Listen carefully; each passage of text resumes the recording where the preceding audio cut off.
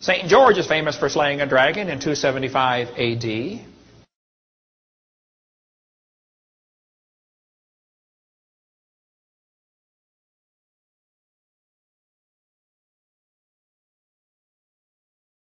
Beowulf is famous for killing dragons. He was finally killed by a dragon when he was 88 years old.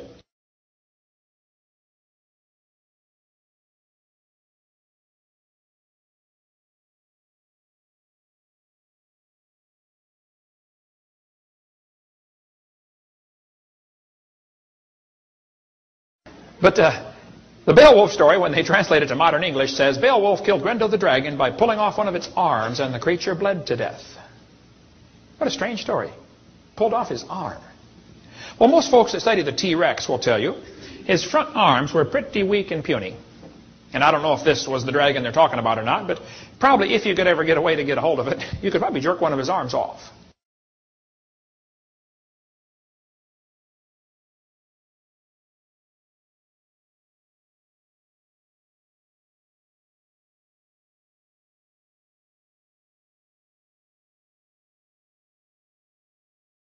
Siegfried is famous for slaying the dragon Fafnir, famous Norwegian hero from 1,000 years ago.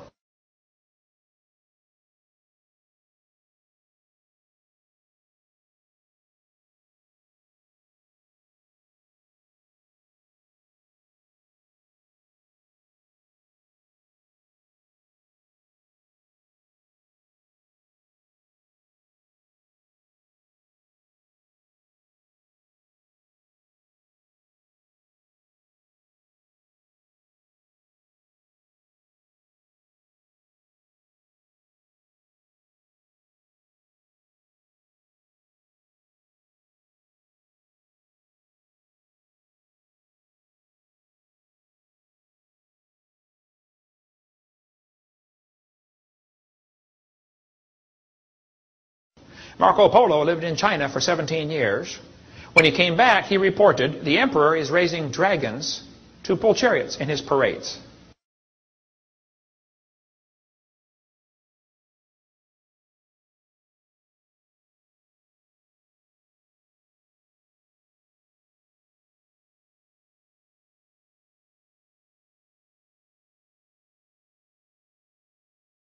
If you go to Ica, Peru, they've got the driest desert in the world down there. It's only rained once or twice in 400 years. Not a good place for a garden. When the Spanish came across that area in 1570s, they found white lines going across this desert. They said, obviously man-made lines. Why would somebody make this white line? It goes for miles across the desert. Nobody knew what these white lines were until they got airplanes. And they realized these are actually giant pictures. How many have ever heard of those before? They're called the Nazca lines down in Peru. Amazing. When they came across there in 1571, the Spanish found stones with strange animals carved on them. They'd never seen an animal like that, so they brought the stones back to the King of Spain and said, what are these? He said, I don't know. They're called the Nazca burial stones. I have 3 of them in my museum here in Pensacola. I have 2 of them on the table with me tonight. One is a replica. I have 3 originals, though. These Nazca burial stones that are found down there have dinosaurs and humans together. Of the thousands of stones that were found, about 500 contain dinosaurs and humans together. They show all sorts of things like heart surgery, brain surgery, strange things on these stones. Dr. Baugh has 2 in Texas. Don Patton has 1. Dennis Swift has 2, I think, and we have 3. There's only 15 in the whole United States. 3 of them right here in Pensacola. Come on down to see our world-famous, small right now, but we're getting there, museum. We'll take over to Smithsonian here one day.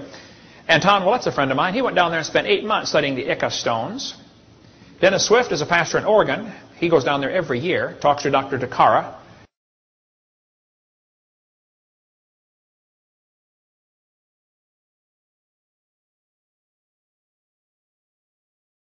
Down in Acamburo, Mexico. You're from Mexico, right, brother missionary?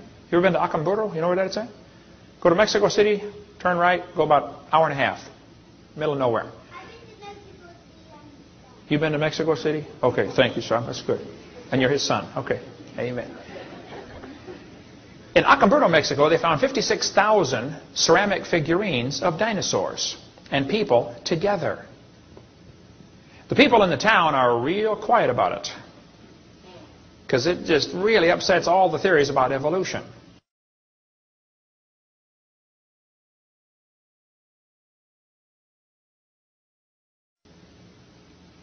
There are stories of octopus actually pulling ships underwater. You say, come on, octopus don't get that big. Oh, they get pretty big. This one washed up on the beach in St. Augustine, Florida, 100 years ago. The octopus was 200 feet across and weighed 5 tons. That's a big octopus. A whale was killed near Seattle, Washington. Inside the whale's stomach was one arm to an octopus. It was 150 feet long. See, whales love to eat octopus. And if a whale eats too much octopus, he'll get sick and puke it back up. And if you ever see a piece of puked up octopus floating around in the ocean, be sure to grab it. It's worth a lot of money. Does anybody know what they make out of puked up octopus? Yes? Oil? Perfume. That explains a few things, doesn't it, fellas? Hey, dear, you smell like a puked up octopus. You know, whales love to eat octopus and squid, but octopus and squid never stop growing. There have been some awfully big squid seen out there in the ocean. Navy research vessel saw a giant squid attacking a giant whale in 1966 off the coast of Newfoundland. At Yale University, they've got the model of a giant squid hanging over my head there, Peabody Museum. This baby giant squid washed up on the beach in New Zealand. They said full grown it would have been 150 feet long. That's a big squid. People say, now wait a minute, if dinosaurs always lived with man, like you're saying, why aren't they mentioned in the Bible?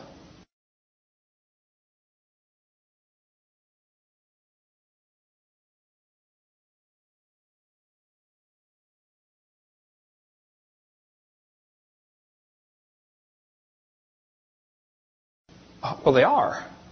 Dinosaurs are in the Bible.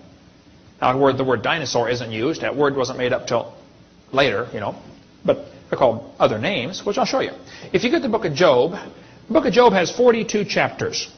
In the first 2 chapters, it says Job was a perfect man. He feared God and hated evil. He had 7 sons and 3 daughters. And he had thousands of sheep and camels and oxen and asses. The guy had lots of money. Okay, he was extremely wealthy. And one day the messenger came and said, Job, I have some bad news. All of the oxen and asses were stolen, and your servants all got killed. And by the way, your sheep all got burned up, and the camels got stolen too. And Job was having a bad day, called the Hebrew stock market crash. That's where the word stock market comes from, I think. Stock, you know, animals, never mind.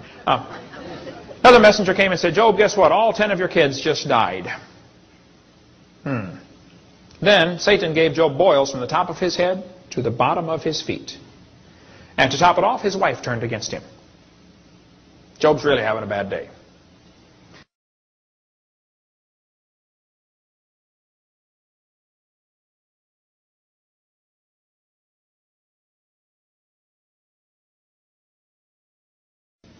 God never did tell Job why his kids died. He never did tell him why his livestock was stolen.